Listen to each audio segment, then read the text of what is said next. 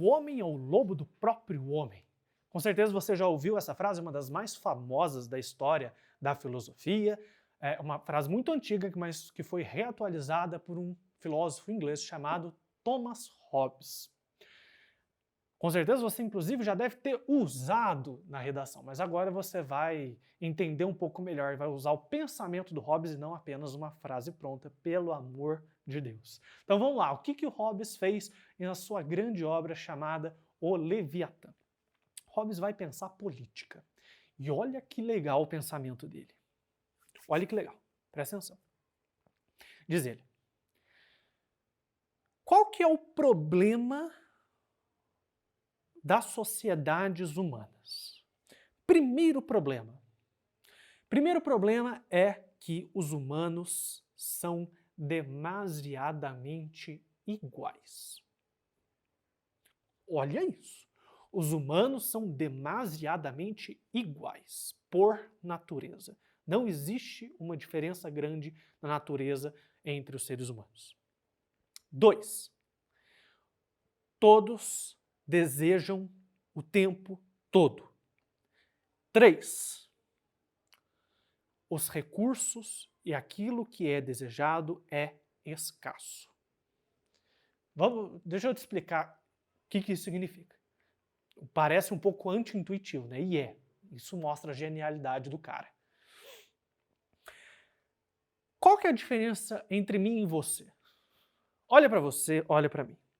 Com certeza você é mais bonito, você é mais inteligente, isso não tem dúvida. Com certeza eu posso ter uma característica melhor, posso ser mais alto, não sei. Tem algumas características que você é melhor, tem outras que eu sou e... beleza. Isso é realmente gritante? Existe uma diferença entre as pessoas realmente gritante que faz com que haja na sociedade alguém que obviamente deve ter o controle? Existe na nossa sociedade alguém tão forte, mas tão forte, tão inteligente, tão fodelão, que ele obviamente deve controlar toda a sociedade porque ele é o melhor dos humanos? Não. Não existe alguém que seja muito superior aos demais. As diferenças são muito pequenas. Isso faz com que todos possam ser líderes. Deu para entender? Se nós vivemos uma sociedade, nós vivemos em uma sociedade, nenhum de nós é obviamente melhor do que o outro para governar, certo? Ninguém é obviamente melhor do que o outro. Isso faz com que haja várias pessoas brigando para querer governar o Estado, para querer mandar nos outros. Por quê? Porque nós somos marcados pelo desejo. Nós somos marcados pelo desejo. Nós desejamos o tempo todo aquilo que nós não temos. Por exemplo, eu desejo ter essa comida, eu desejo ter essa casa, eu desejo ter esse emprego, eu desejo ter essa vaga no vestibular. Só que a casa, o carro, o trabalho, a vaga no vestibular são limitadas, não serve para todo mundo. Então, se não tem ninguém que é obviamente melhor, e todo mundo quer mais ou menos as mesmas coisas, nós vamos viver em um estado de luta constante, ininterrupta. O homem é o lobo do próprio homem, o homem vive em guerra. O estado de natureza, gente, não é o estado do aborígene, não é o estado do índio, não é isso, não é isso. É o nosso estado, é o estado que se deixar todo mundo fica. Se nós deixarmos, o humano vai viver em guerra constante. Portanto, é necessário que nós criemos conjuntamente alguém que é obviamente melhor, maior, mais forte do que todos nós, para que esse alguém diminua as nossas brigas, diminua as nossas batalhas, diminua essa guerra constante de todos contra todos. Nós, então, criamos o Estado. O Estado é esse alguém muito maior do que todos os indivíduos, mesmo que juntos, O Estado é esse muito mais poderoso do que qualquer indivíduo e que, portanto, tem dever de organizar a sociedade. Tá. Por isso que ele vai falar que esse Estado tem que ser totalitário. Numa redação, você não vai colocar que o Estado deve ser totalitário, porque isso, né, hoje em dia a gente já não aceita mais. Mas a ideia do Hobbes é muito interessante. Ele foi o primeiro a falar que o Estado, esse Estado, que é superior a todos os homens, tem como principal objetivo combater essa luta de todos contra todos. Portanto, o objetivo do Estado nada mais é do que garantir a vida. Vê se você pegou esse passo, é importante. Como que é o estado de natureza? Ou seja, se ninguém superior intervir. Mais uma vez, estado de natureza não é estado de gente antes da civilização. Não é isso. Estado de natureza é aquele que todos nós temos, a que todos nós estamos propícios e que se não tiver nenhum poder superior, todos nós vamos retornar a ele. Beleza? Tá.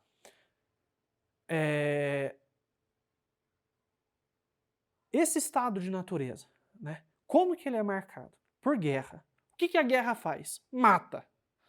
Se o estado de natureza é marcado por morte, esse que foi criado para suprimir o estado de natureza, o Estado com E maiúsculo, tá?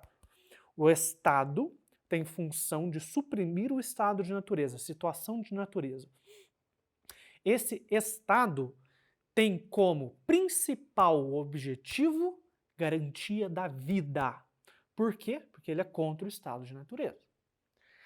Hoje, até hoje, nós temos em todas as constituições que o Estado tem vários objetivos e um dos principais é a garantia da vida. Nós devemos muito isso ao pensamento de Hobbes. Hobbes foi um dos primeiros teóricos a pensar o papel do Estado como garantidor da vida e da paz. Você pode ter ouvido falar, ter visto que o Hobbes fala, por exemplo, que o Estado tem que garantir o bem-estar social. Não é isso. Trata-se de um anacronismo gigante. O bem-estar social vem 200 anos depois do Hobbes, tá? No mínimo. Começa, né? O Estado, não depois ainda. O Thomas Hobbes, ele fala que o objetivo do Estado é garantir a vida, a paz. Agora eu te pergunto, numa sociedade como a nossa, em que a polícia militar mata todo dia pessoas, porque sim. O Estado tão violento quanto o nosso. O Estado em que as pessoas querem ter armas para se protegerem. Me fale, esse é o Estado qual? O Estado de garantia da vida ou o Estado de natureza? O Hobbes, que é um dos pensadores mais conservadores, né, da história aí da nossa filosofia, nos mostra como que é importante que alguém superior detenha toda a violência e toda a força para a garantia da paz e da vida de todos os cidadãos. Portanto, qualquer ação, qualquer estado, país, né, cidade, em que impere a violência, em que impere uma pessoa se defendendo da outra, em que imperem mortes, nós estamos no estado contrário ao estado proposto por Hobbes no Leviatã, portanto um estado que se aproxima daquilo que Hobbes chamou de estado natural, estado de natureza, né? Portanto diferente do estado social. Espero que tenha ficado um pouquinho mais claro esse autor fantástico, que acaba embolando um pouco as nossas ideias, porque ele traz ideias super novas, assim, diferentes do nosso senso comum. Espero que tenha gostado e entendido. Tenham ótimos estudos e até mais. Tchau, tchau.